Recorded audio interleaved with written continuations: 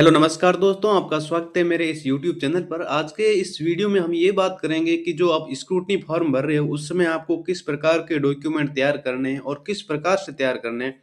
कौन-कौन से डॉक्यूमेंट तैयार करना है, कौन सा डॉक्यूमेंट किन अभ्यर्थी को तैयार करना है और कौन सा आपको नहीं करना है, उसके बारे में थोड़ी-सी चर्चा करेंगे।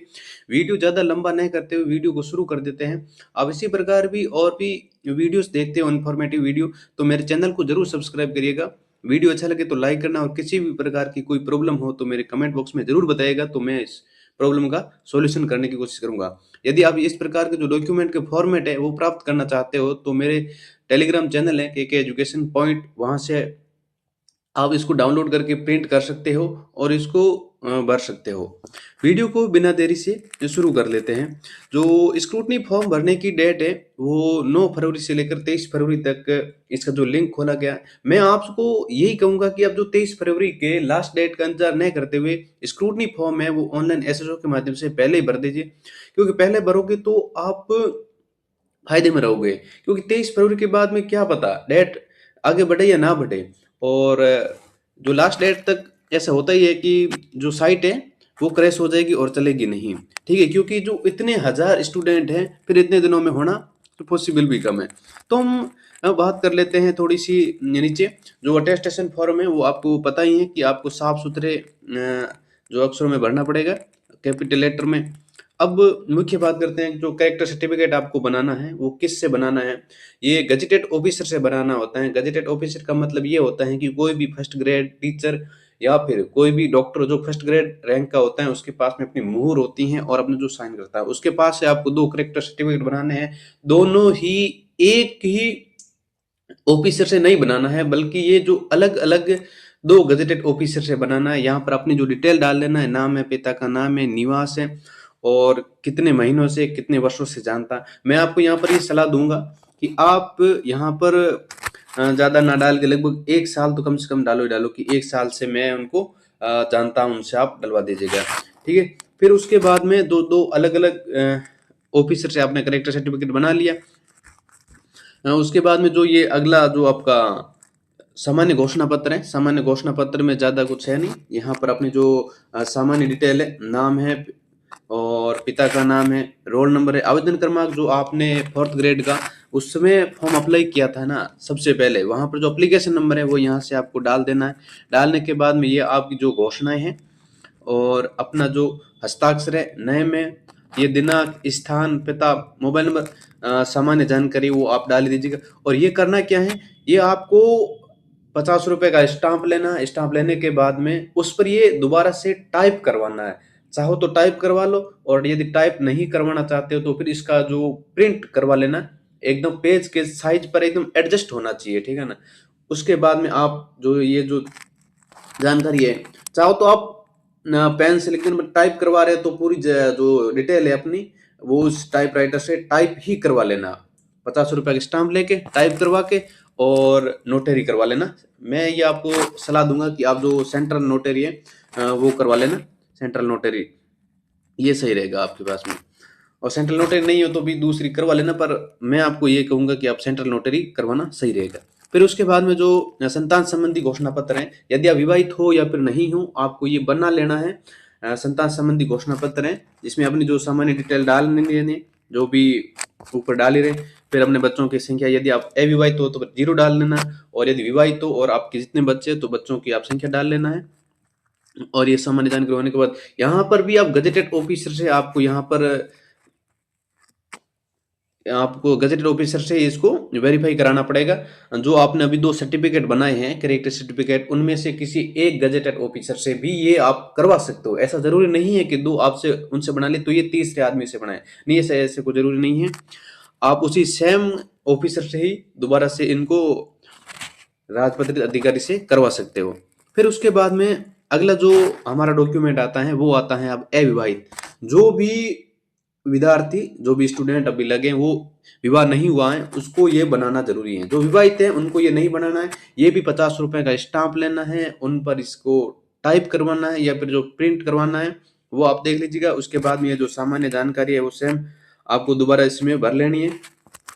ये भरने के बाद में आपको अपना नाम है, ये यहाँ पर आपका अभ्यर्थी का नाम आएगा, घोषणाकर्ता का। फिर जो यहाँ पर दो गवाहों के साइन होंगे आपके, वो करवा लेना। आपके गांव के किसी पड़ोसियों के जो भी हो, दो गांवों के आपके साइन करवा लेना। नाम पता वगैरह जो मोबाइल नंबर वगैरह यहाँ पर लिख देना, यदि कोई पूछना चाहे तो भी, ज़्यादा जरूरी नहीं है। फिर जो भाई विवाहित हैं उनको ये बनाना है, जो अविवाहित हैं उनको ये बनाने की जरूरत नहीं रहेगी। ये 50 रुपये के स्टाम्प पर बनाया जाएगा। यहाँ पर टाइप करवा के अपनी जो सामान्य डिटेल है वो डाल देना है। ये डालने के बाद में आपको ये जो अपने विवाह की डेट लिखनी है, यहाँ पर विवाह कितनी तारीख को हुआ तो ये लिख देना। यहाँ पर अभ्यर्थी के साइन हो जाएंगे और उसके नीचे आप बढ़ोगे तो जो अभ्यर्थी के ससुर हैं उनके भी हस्ताक्षर होंगे, नाम होगा और कौन सा गांव है वो लिख देना है। फिर यहाँ पर अभ्यर्थी के जो पिता हैं उनके नाम डिटेल आ जाएगी, और अभ्यर्थी की जो पत्नी है या फिर कोई पत्नी है उनके पति के हो जाएंगे। ये यहाँ पर डालने के बाद आप आगे बढ़ जाओगे।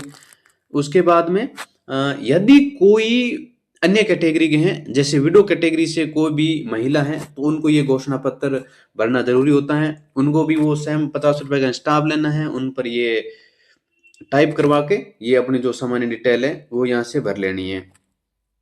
जो विवाह की दिन आके वो डाल देंगे, और अपने जो पति हैं उनका नाम डालना है। फिर जो भी एक्सपायर हुए हैं पति, उनकी जो डेट है वो यहाँ पर आ जाएगी। इस प्रकार से जो सामान्य जानकारी डालने के बाद में उनका जो अभ्यर्थी का यहाँ पर साइन हो जाएगा, अभ्यर्थी का यहाँ पर साइन हो जाएगा। और उसके बाद में ये जो दो गवाह है, दो गवाहों के साइन भी यहाँ पर करवाने हैं स्थान दिनांक लिखना। तो ये सामान्य डॉक्यूमेंट है, कोई ज़्यादा इसमें है नहीं। फिर कोई अन्य कैटेगरी जैसे परित्यक्त्य कैटेगरी है, उनमें से यदि कोई अभ्यर्थी हैं तो इनको ये भरना है, वो भी 50 रुपये के स्टाम्प पर भरना है, जो सेम अपनी सामने डिटेल करके अपने गवाहों के साइन करके ये भर दीजिएगा। उसके बाद में यदि किसी अभ्यर्थी का जो विवाह है वो 22 मई 2006 से पहले हुआ है, तो उनको ये घोषणा पत्र बनाना है, जो विवाह प्रमाण पत्र है। जो उसके बाद में यदि विवाह हुआ तो उनको, तो यहाँ पर जो यदि किसी अभ्यर्थी का विवाह है वो राजस्थान राज्य के बाहर संपन्न हुआ, तो आपको जो या के नीचे वाला ऑप्शन है वो आपको सिलेक्ट भरना है। और यदि आपका राजस्थान के अंदर हुआ है और 2006 से पहले हुआ है, तो आपको ये जो ऊपर वाली डिटेल है वो आपको यहाँ से भरनी है। किसी प्रकार की समस्या होती है तो आप कमेंट बॉक्स में ज़रूर बताइएगा, मैं आपकी हेल्प करूँगा। तो आपके जो भी यहाँ से होती है लागू होती है वो आपको डिटेल भरनी है, और बाकी नहीं भरनी है, या में से एक डिटेल आपको भरनी है। और यहाँ पर आपको हस्ताक्षर करने हैं जो भी अभ्यर्थी का सिलेक्शन हुआ उनका। उसके बाद में ये सामान्य कागज पर करना है, यानी किसी प्रकार का आपको स्टाम्प नहीं लेना है। जैसा फॉर्मेट आपको दिया गया है उसी फॉर्मेट को प्रिंट करवा के उसको भर लेना है। सामान्य जानकारी यहाँ से डालनी है, जो कि अपना नाम है, पिता का नाम है या पति का नाम है, जो भी निवास स्थान है यहाँ पर गांव लिख देना, तहसील लिख देना और अपना जिला लिख देना। उनके बाद में सेवन करता हूँ या करती हूँ यहाँ पर टिक करके अभ्यर्थी का साइन कर देना, नॉर्मल है। उसके बाद में जो संविधान संबंधी प्रतिज्ञा, ये जो शपथ पत्र हैं, वहां पर जो स्क्रूटनी फॉर्म भरोगे तो वहां पर एक शपथ पत्र का ऑप्शन दिखाई देगा, उसमें ये डॉक्यूमेंट आपको लगाना है। तो यहाँ पर नाम है, पिता का नाम है, रोल नंबर है, ये सामान्य जानकारी डालने के बाद अभ्यर्थी के यहाँ पर साइन हो जाएंगे। कोई किसी प्रकार का यहाँ में स्टाम्प नहीं लेना है, इसमें सामान्य कागज पर करना है। ये भी आपको जो डॉक्यूमेंट है ये भी आपको सामान्य कागज पर ही करना है, क्योंकि जो ये डॉक्यूमेंट है इस पे लिख रखा है कि ये सामान्य कागज पर बनेगा। यहाँ पर अभ्यर्थी का नाम आ जाएगा, फिर इसका रोल नंबर आ जाएगा, और ये जो डिटेल है ना वो डिटेल अभी आपको नहीं भरनी है। ये डिटेल कब भरनी है? जब आपका ऑफलाइन डॉक्यूमेंट वेरिफिकेशन के लिए आपको बुलाया जाएगा, तो वहां पर आपकी जो दिनांक है वो आपकी संख्या है, आप किस टीम के अंडर आपका जो डॉक्यूमेंट वेरिफिकेशन होगा उसका दल संख्या लिखनी है। एक बार ये आपको नहीं लिखना है और आपकी स्क्रूटनी के समय ये डॉक्यूमेंट नहीं लगने वाला, तो इसमें डरने की बात नहीं है। उसके बाद में आपको एक चीज ये यहाँ ध्यान रखने वाली है कि आपको जो ये यहाँ पर ब्लैंक छोड़ा हुआ, यहाँ पर आपको अपना नहीं भरना है, कुछ भी नहीं भरना है। यहाँ पर यहाँ पे आपको नहीं भरना है, यहाँ पे कुछ भी नहीं भरना है। जो ये प्रारूप दिया गया है उसको यहाँ से आपको लिखना चालू करना, और इस जगह आपको सारी ये जानकारी वो भरनी है। जैसे मैं, और यहाँ पर नाम लिख देना, फिर पुत्र श्री, पिता का नाम लिख देना। ये सारी जानकारी आपको यहाँ से लिखनी है। और जो ये इंग्लिश वाला है, वो भी सेम आपको यहाँ पे लिखना है। ऐसी जान ऐसा नहीं है कि आपको जो ये ब्लैंक छोड़ा हुआ यहाँ पर कोई भी डिटेल है वो नहीं भरनी है। फिर दूसरी बात ये आती है कि कई विद्यार्थी ये पूछ रहे हैं कि हस्ताक्षर हैं वो इंग्लिश वाले में इंग्लिश के करें, या फिर जो एडमिट कार्ड में, या फिर जो पहले किए थे ना एडमिट कार्ड ने जो फॉर्म भरते समय जो हस्ताक्षर किए थे वो लगाने हैं, या फिर अभी इंग्लिश और हिंदी में अलग अलग भरने हैं। तो ऐसा नहीं है, आपको जो जिस प्रकार के साइन आप पहले से करते आ रहे हो, जिसमें आपने फॉर्म फिल किया था उसमें जो भी हस्ताक्षर किए थे, चाहे तो इंग्लिश में करो या फिर हिंदी में करो, वो ही सेम टू सेम आपको दोनों जगह यहाँ पर साइन करने हैं। फिर उसके बाद में आगे बढ़ते हैं। यहाँ पर ये जो विकल्प पत्र हैं, आपके जो यदि कट ऑफ से ऊपर है, नॉन टीएसपी और टीएसपी दोनों की कट ऑफ से ऊपर नंबर आए तो आपको ये भरना जरूरी होता है।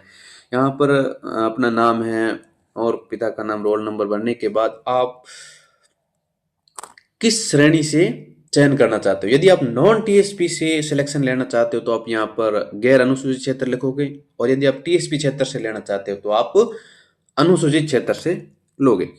उसके बाद में आपको यहाँ पर अपना जो नाम है, पता है, वो डालने के बाद में आप आगे बढ़ जाना।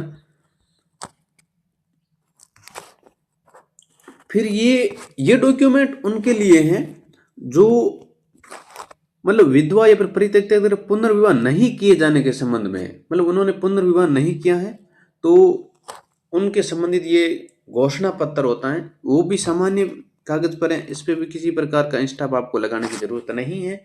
अभ्यर्थी का यहाँ पर फोटो आ जाएगा, नाम है, पिता का नाम, निवास है, वो सारी यहाँ पर जानकारी डालने के बाद में आपको यहाँ पर हस्ताक्षर कर देने हैं। परित्यक्ता या फिर जो विडो है, पुनर्विवाह नहीं करने के संबंध में यदि नहीं किया तो आपको ये भरना होता है। उसके बाद में आपको जो ये अटेस्टेशन फॉर्म है, अटेस्टेशन फॉर्म से संबंधित मैंने वीडियो पहले से बना रखा है, मैं उसका लिंक इस वीडियो के डिस्क्रिप्शन में दे दूंगा, कमेंट बॉक्स में दे दूंगा, या फिर आप मेरे चैनल को विजिट करिएगा। मेरे चैनल को जरूर सब्सक्राइब करके इस वीडियो को जरूर देख के, ये जो फॉर्म है अटेस्टेशन फॉर्म है, ये आपको बहुत ही सावधानी से भरना है। कुछ जानकारी मैं यहाँ पर देता हूँ। जो फोटो है, फोटो पर आपको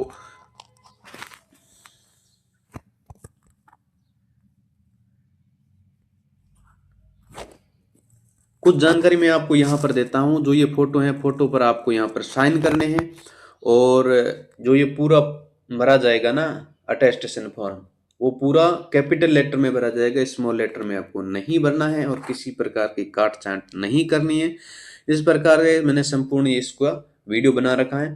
तो ये भी आपको गजेटेड करवाना है किसी भी फर्स्ट ग्रेड टीचर से, और ये सारी जानकारी उन्हीं से भरवानी है जो यहाँ पर अपने साइन करने हैं। बाकी आप मेरे को ये बताना, इसके अलावा आपको कौन सा जो डॉक्यूमेंट है वो समझ में नहीं आया, मैं उसका वीडियो दोबारा से बनाऊंगा।